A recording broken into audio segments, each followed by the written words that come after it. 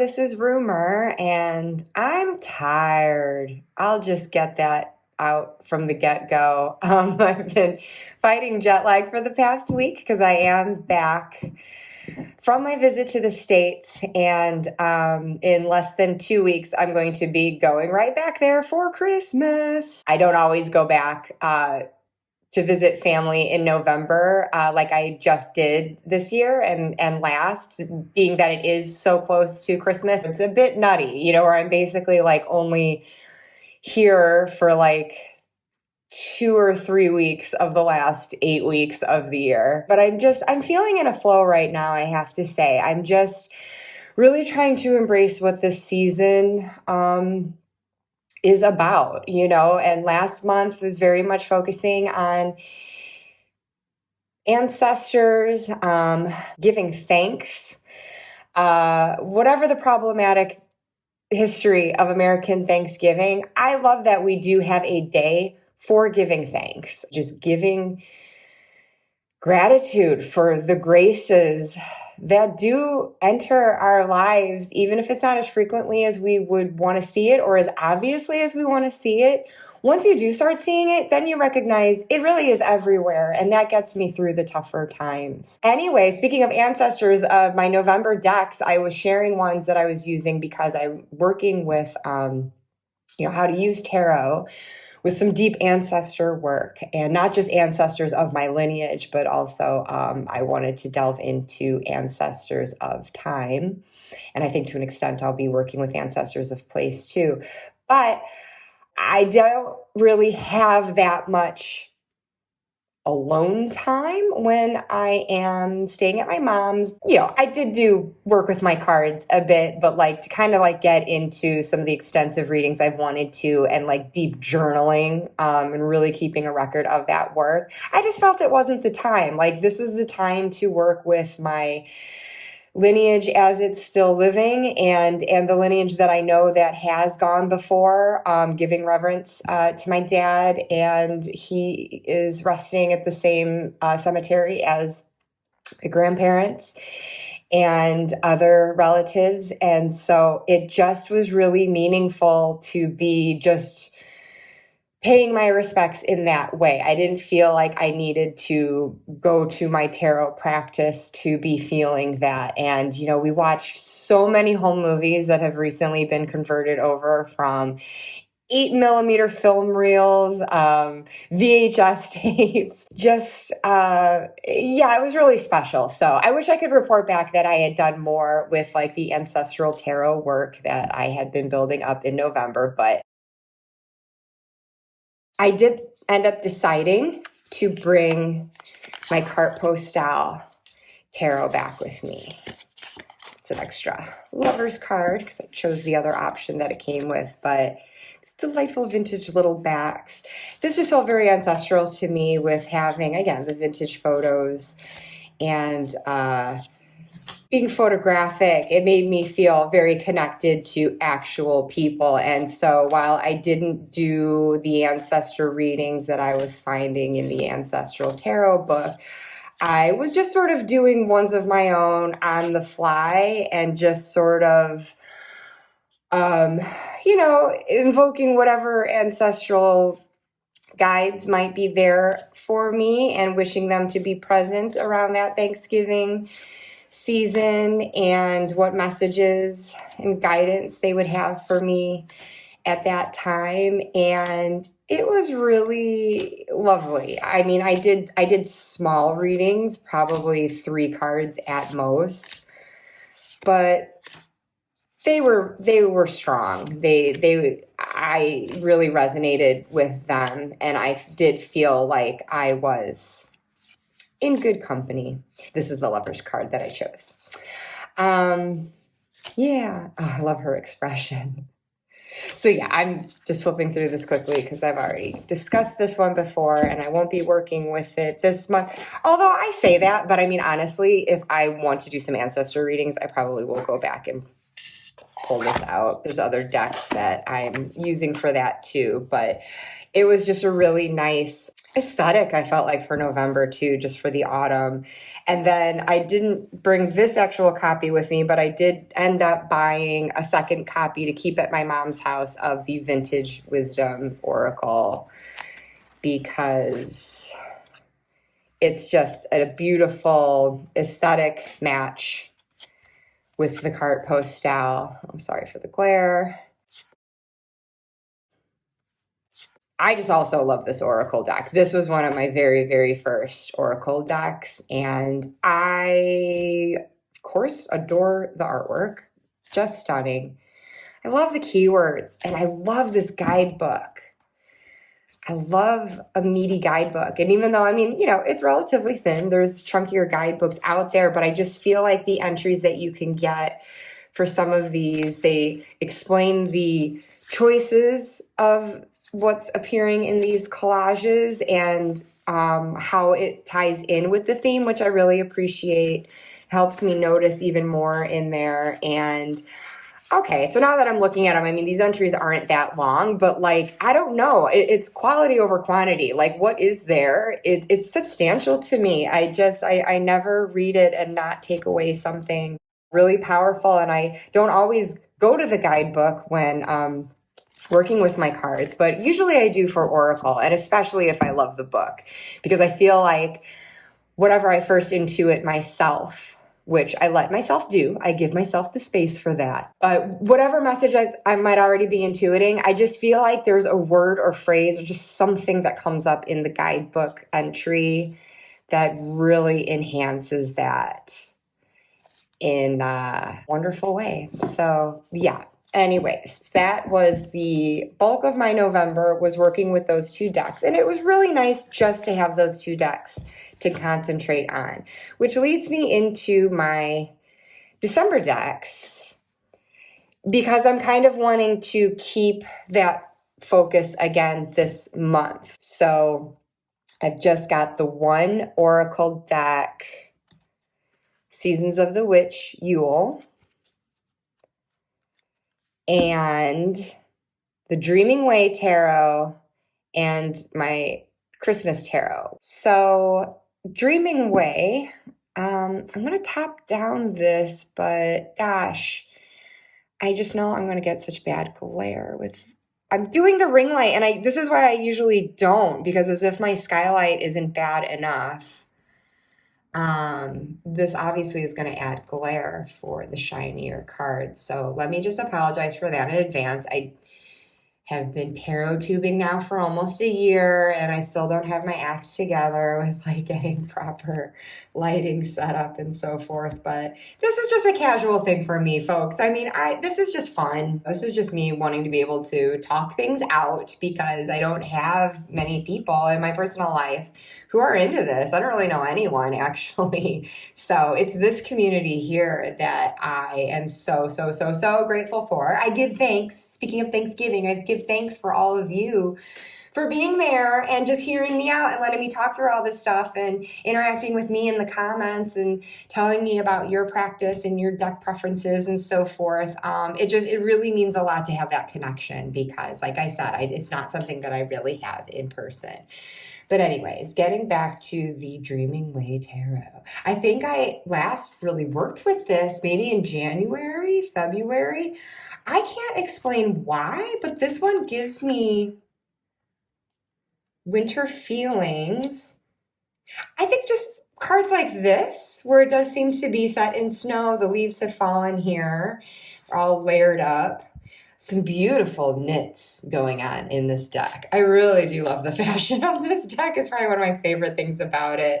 And I also just like this fine line work. I love this deck, and I've trimmed my copy, as you can probably clearly see. I took the borders off. But here's the green again, and we see some foliage. So it's not a winter deck straight up, but it's just the general aesthetic. That's what I get from it. And this is probably the least wintry image that I could pause on, right? Maybe she's on holiday. She's gone to Mexico for the winter. But just to show this with Yule Oracle, I don't know. I think these look nice together too. And I'm pretty sure I talked about this in one of my very first tarot table videos. When I got started, I had just freshly been using this combination because I love using this oracle into January. I just think coloring wise, these look nicely together. You can also get some cool fashion going on in the Yule Oracle. Different art styles, but they complement each other. I don't think they're wildly different. I mean, I just feel like, you know, thin little lines like that can echo what's going on here. And look at very wintry here, huh? Reindeer medicine. I love this deck. I love all these Seasons of the Witch Oracle decks. I've actually been curious to like combine them all so far and see if it's something that I would work with year round. I don't know. Because I mean, obviously they do give the very distinct feel of their time of year, but sometimes internally that's where we're at. You know, we have our seasons that don't necessarily go along with the literal natural seasons. So might be having a wintry time of life where these messages will resonate. I know I definitely want to bring my dreaming way out more often than I did this year too. I've missed it and I'm really excited to work with it again. And the Cardinals can't handle it. I'm not going to get into it, you guys, but these little birdies here mean the absolute world to me. They've always been meaningful to me, and especially this year, my experiences with them when I'm in the States, extraordinary. I love them.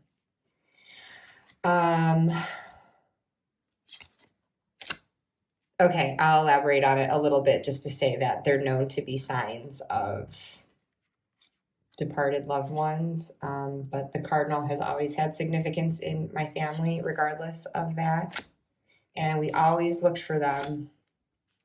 It's always exciting to see one, but they're very elusive. But I'm just going to say in the spring and summer of this past year, not so elusive, quite in our faces. Yeah. I'll just leave it at that. I don't mean to like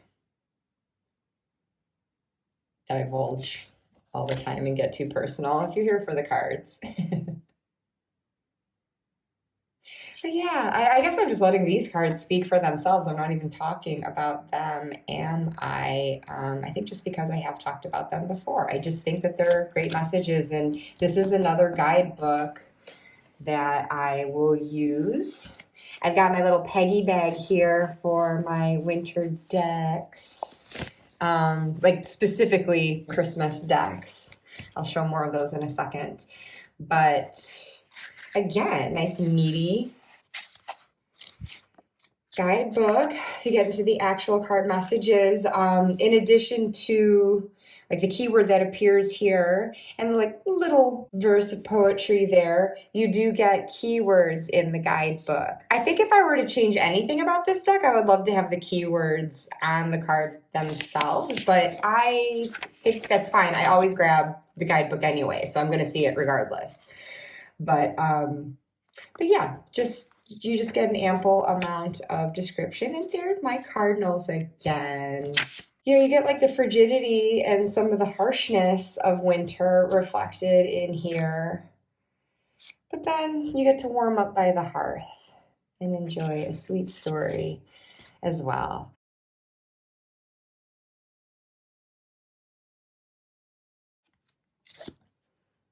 There's a warmth and a beautiful poetry to it, and yeah. So I'm lingering on that, I guess, because I don't really have that many decks to show for December. But I'll add it here. How about, well, I pretty much have flipped through most of the Yule Oracle here. I'll also be using this alongside my Christmas Tarot, as you can see from this title card. This is the Etsy shop where I ordered this, Wisdom by KK. But in addition to the Yule Oracle, I've got, from the same shop, Christmas Lenormand deck, which I don't do Lenormand that frequently, but I like to know it's there. I like to have it on hand for when I just want to get more direct, clarifying message. I've never done a grand tableau. I have done like 9-card readings with it, but I have not done like the bigger Lenormand spreads. It usually is just a supplement to a tarot reading. If I have done a tarot spread and I'm just looking for clarity, how I'll most often use it. And these are big Lenormand cards, as you could probably tell next to the tarot deck. This is like standard tarot size. So yeah, these are larger than usual. So this wouldn't lend itself well, I don't think, to a grand tableau. But anyway, how I most often will use Lenormand cards is in pairs next to a tarot card. If I want a clarifier for that specific card or for the reading as a whole, I might do a 3 to 5 Lenormand card spread. Just if anything is seeming like a little vague, or I just want like a kick in the pants, because Lenormand will be more direct than tarot. Oh, these are more title cards. Hills. I don't know why I keep adjusting like this. Like, these cards are never going to be stacked perfectly, and it probably annoys you every time I do that. But both of these, same Etsy shop, both drawing from these vintage Christmas cards, an aesthetic I love, Christmas or otherwise. So obviously these look nice, and I love their snowflakes. So this just gives me the December vibes straight away, and I look forward to working with them both. I did have the Lenormand.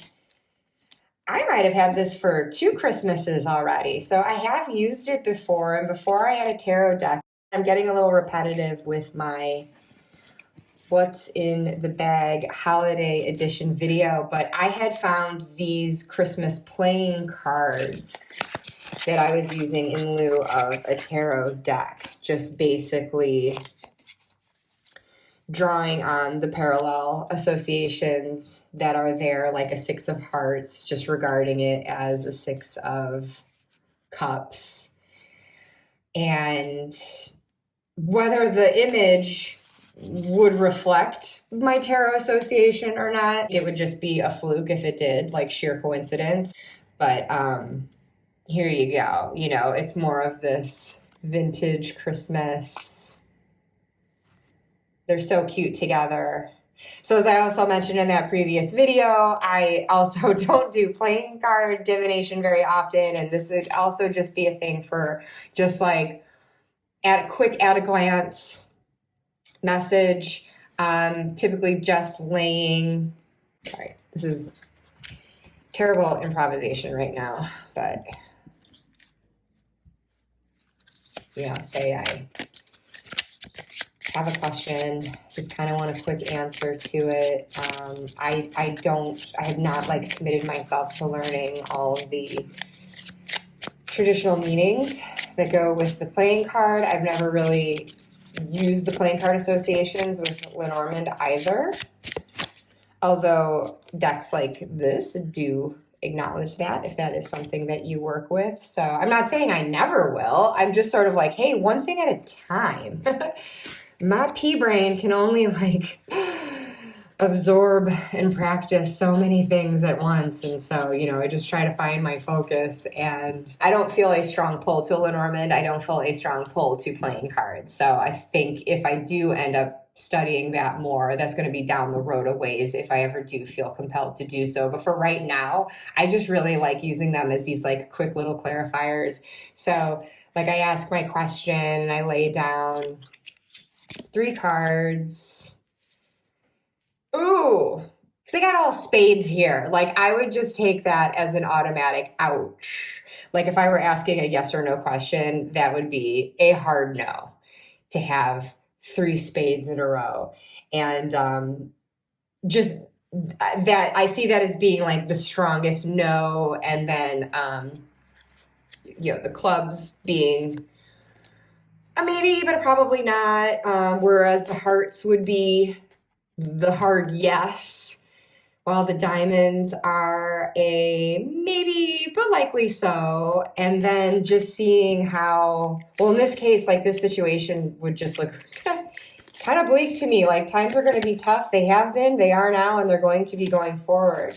But if I laid something out where I had more variety in the suits, just automatically seeing red, black, red, just kind of associating like generally more positive with the red and generally more negative with the black, I would see like, and seeing this as like a past, present, future progression, I'd see, oh, things have actually been, very good in the past with this heart. Now we're being tripped up. Now we're stumbling into something difficult. And this is a testing situation. And it is going to be, getting better, though. Maybe not quite back to this happy time, but things will be improving. And it just may be something that takes time. So that would just depend on like what exactly the question was for getting into more detail with that. There's also that potential for bringing in the numerology and incorporating these court cards as people involved. So that's the extent to which I do playing cards. And I mean, obviously I did not do like a full reading there just now, but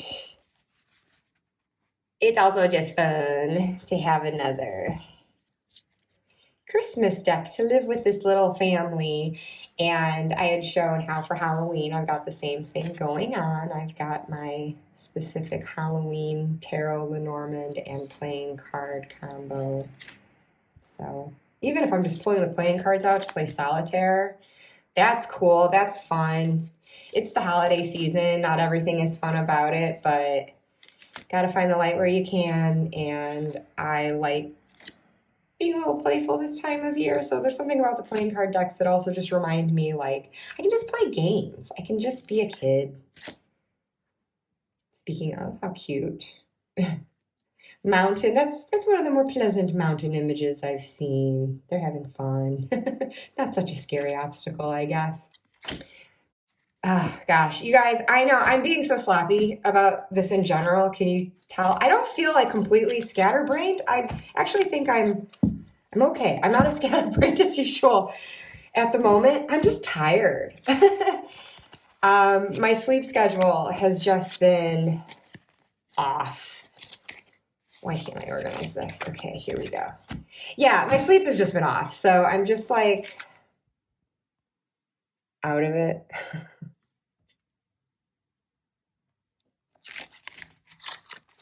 Jet lag just gets worse the older that I get.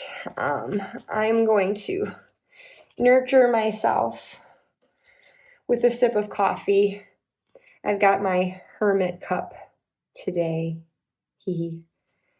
Okay, so before I cease this babble fest, one thing that's really fun, and I'm just sharing this because this just arrived on my doorstep yesterday, and it's such a fun idea. I want to give the shout out. Sylvain over at Sylvain's Deadly Sins just shared a live video about this and about how he has recently read The Wonderful Wizard of Oz and resonated with it so much. He's read it twice and then gotten this full collection, and then noticed that if you just read one chapter a day, you could read the whole thing over the course of the whole next year. So basically, he put out the invitation to join him in this daily chapter reading. He's going to be providing journal prompts. And as I've already told him, I know I am not disciplined enough to do something every day. I'm going to do my best though. I was just absolutely like enchanted by this idea. I've seen The Wizard of Oz countless times, but I've never read it. I've read Wicked, but I've never gone back to read this original series, and I like this opportunity to. And it's just really interesting, the timing of it as well, because for some reason, and this is a completely different story entirely, but I was feeling a pull towards Alice in Wonderland, not to read the book, but I was like checking out the Disney Wonderland tarot that Insight Editions had put out, and I could not tell you. I think there's something about December that just feels very storybook to me. And so I was just getting that kind of storybook feeling and wanting to dive into like a fantasy world. And I did watch and love Disney's Alice in Wonderland movie as a kid. I don't feel the pull towards that story itself, though. Is that weird? Like, I love the Disney movie, but I've never really felt interested in reading the actual books. And when I look at the other Alice tarot decks, yeah, I'm not interested. I can't say, and I'm sure that could change someday. I was honestly just in the midst of like researching these decks and kind of like deciding if that's something I wanted to do when I saw Sylvain's video, and he said that he also didn't resonate with that story. Like, he did try reading it and like just didn't really care for it. And so then he found this, and I don't know, I just felt like it was a synchronicity.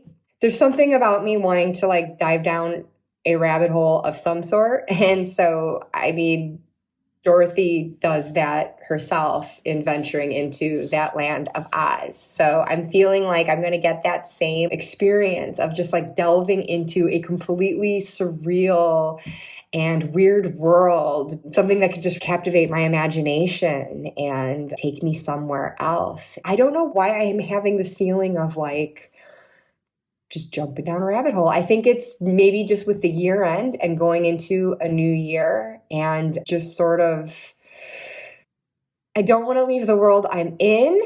There are things that need to be put behind me, but some that I need to carry with me, but just in different ways, in more uplifting ways. And so I don't know if there's something about that sense of fantasy that I just sort of feel like, I don't know, maybe it's tapping a bit into inner child too, because I've got like this, grieving, sad little girl inside me. And I think I want to show her some fun in the upcoming year. So anyway, check out Sylvain's video on this. Just recently posted, and if you are joining in, I would love to hear it. And yeah, I'll leave a link to that below. And meanwhile, I've got an idea of what I'll be back with next, but we'll see how it shapes up. I need to get some sleep.